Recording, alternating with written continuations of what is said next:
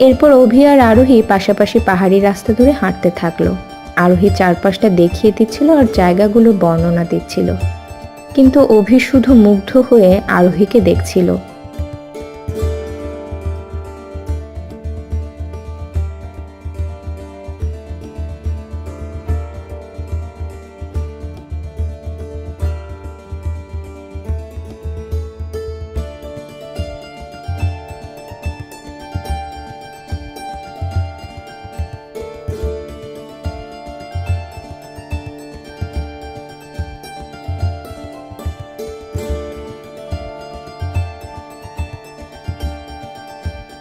এভাবে হাঁটতে হাঁটতে ওরা ঝর্ণার কাছে পৌঁছে গেল। অনেকগুলো ছেলে মেয়ে ঝর্ণায় পানি ছুড়াছুড়ি খেলছিল। আরোহী ওদের দেখতেই ছুটে গেল ঝর্ণার কাছে আর পানি নিয়ে খেলতে লাগলো ছোট ছোট বাচ্চাগুলোর সাথে।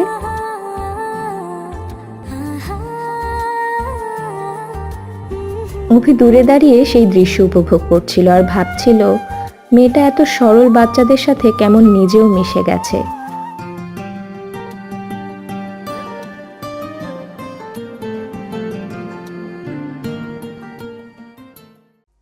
আরে এখানে দাঁড়িয়ে কি করছেন? আসুন না আমার সাথে, আসুন, অনেক মজা হবে। বলেই আরোহী অভির হাত ধরলো আর ওকে নিয়ে ছুটে গেল ঝর্ণার পাশে। আরোহী ওকে স্পর্শ করতেই যেন ওর শরীরে একটা বিদ্যুতের ঝলকানি খেলে গেল। একটা অন্যরকম অনুভূতি। এর আগে কোনোদিন এত সুখ অনুভব করেনি সে, তাই অভি সময়টা উপভোগ করছিল। কিন্তু হঠাৎ ভেজা পাথরে পা দিতেই পিছলে পড়ে যাচ্ছিল অভি। তখন হাতটা ধরলো আরোহী, কিন্তু অভির ভর আটকাতে না পেরে দুজনেই ধপাস করে পড়ল হাঁটু সমান ঝর্ণার জমে থাকা পানিতে।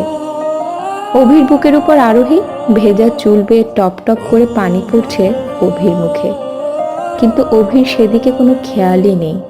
ও শুধু আরোহীর দিকে তাকিয়েছিল। ওর ভেজা চুলের ঘ্রাণ, ভেজা গোলাপি ঠোঁট আর ভেজা কাজল কালো চোখের নেশে হারিয়ে গেল অভি। ঝর্ণার পানি পড়ার শব্দ এখন আর ওর কানে লাগছে না।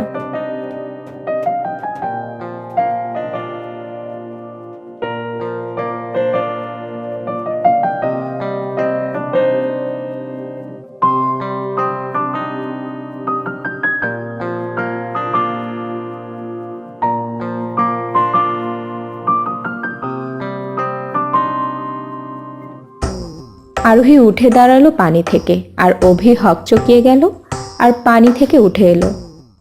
তারপর কিছুক্ষণ শুধুই নীরবতা দুজনের মধ্যে। আবার ওরা হাঁটতে শুরু করলো, তবে এবার দুজনেই চুপচাপ।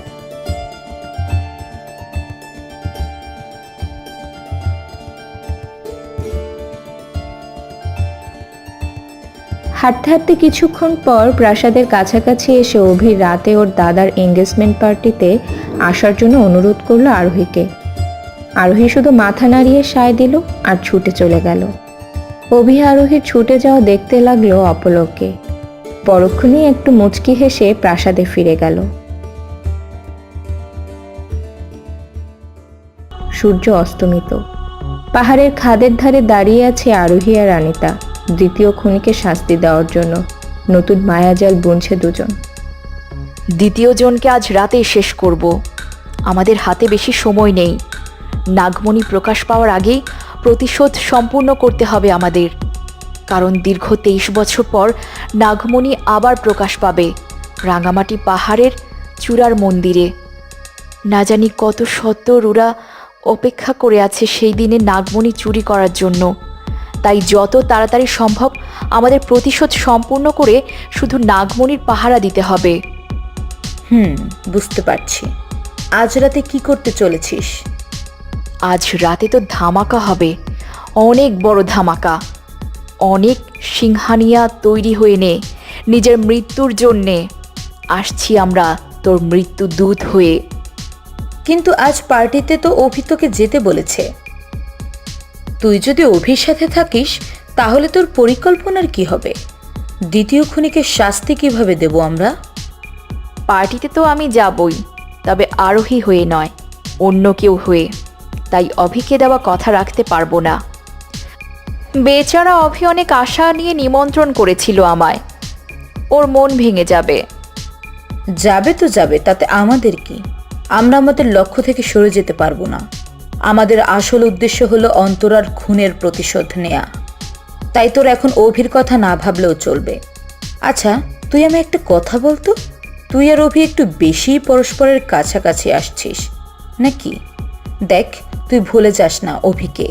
আর তুই কি, তাই অভির থেকে একটু দূরে দূরেই থাক, এটাই ভালো হবে সবার জন্য।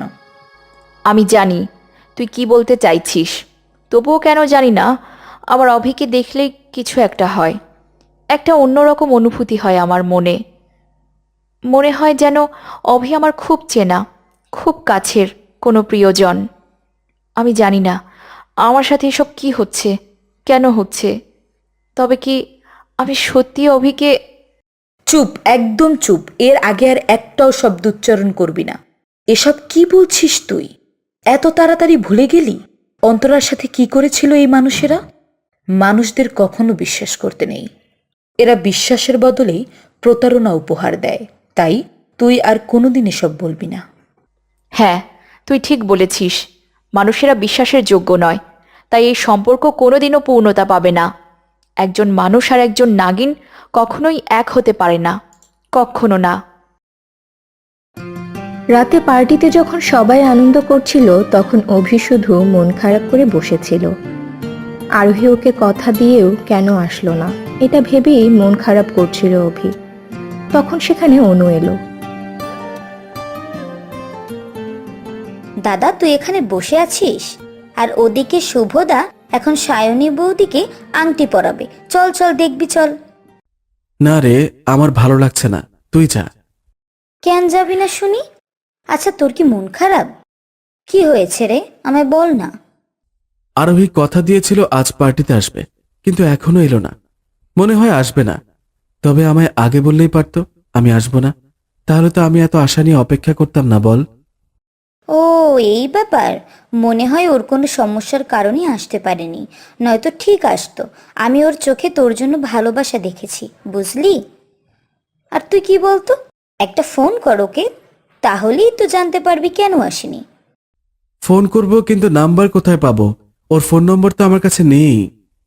তুই কি রে দাদা বলতো, একটা মেয়েকে এত পছন্দ করিস, মনে মনে ভালোবাসিস, আর এখনো ওর নাম্বারটাও জোগাড় করতে পারিসনি? তোর দ্বারা কিচ্ছু হবে না। শোন, এখন আর এখানে দেবদাস হয়ে বসে না থেকে চল অনুষ্ঠানের ওদিকে চল। কাল ঠিকই ওর সাথে দেখা হবে, তখন নাম্বারটাও নিয়ে নিস।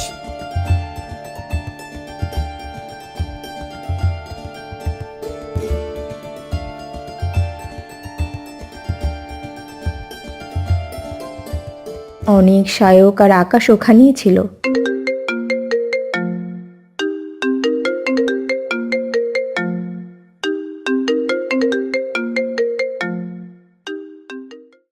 হ্যালো, তুমি এখন আবার ফোন করেছো কেন? তোমায় বলেছি না এখন আমায় ডিস্টার্ব না করতে। আমি গ্রামে এসেছি দাদার বিয়ের জন্যে। সেটাই তো, তুমি শুধু দাদার বিয়েই খাও আর এদিকে আমি মরি, তাই না? কতবার বলেছি তোমার আমাদের কথাটা এবার বাড়িতে জানো, কিন্তু তুমি আমার কথায় পাত্তাই দাও না। দেখো সিমরান, তুমি যদি এখন আমাকে তোমার এসব ফালতু লেকচার শোনানোর জন্য ফোন করে থাকো, তাহলে আমি ফোন কাটছি। না, এসব বলার জন্য নয়। দেখো, ফোন কেটে লাভ নেই। আমি তোমাদের গ্রামে এসেছি, তোমাদের প্রাসাদের সামনে দাঁড়িয়ে আছি। তাড়াতাড়ি এসো, নয়তো আমি নিজেই প্রাসাদে ঢুকে যাব বলছি। What are you mad? তুমি আমায় একবারও জানালে না এখানে আসার আগে? দাঁড়াও, ভিতরে আসার দরকার নেই, আমি আসছি, ওখানেই থাকো তুমি। বন্ধুরা, কেমন লেগেছে পুরো গল্পটা অবশ্যই অবশ্যই কমেন্ট করে জানাবেন। আমাদের সাথে থাকার জন্য সবাইকে অনেক ধন্যবাদ। আবারও নতুন গল্পের সাথে দেখা হবে সবার সাথে। ততদিন সবাই ভালো থাকুন, সুস্থ থাকুন। সবাই দোয়া করবেন আমাদের জন্য। বন্ধুরা, তোমরা কি পরবর্তী গল্প দেখতে চাও? যদি দেখতে চাও তাহলে ঝটপট লাইক আর কমেন্ট করে দাও। আর হ্যাঁ, সাবস্ক্রাইব করতে ভুলো না কিন্তু। ভালো থেকো বন্ধুরা। Love you all guys.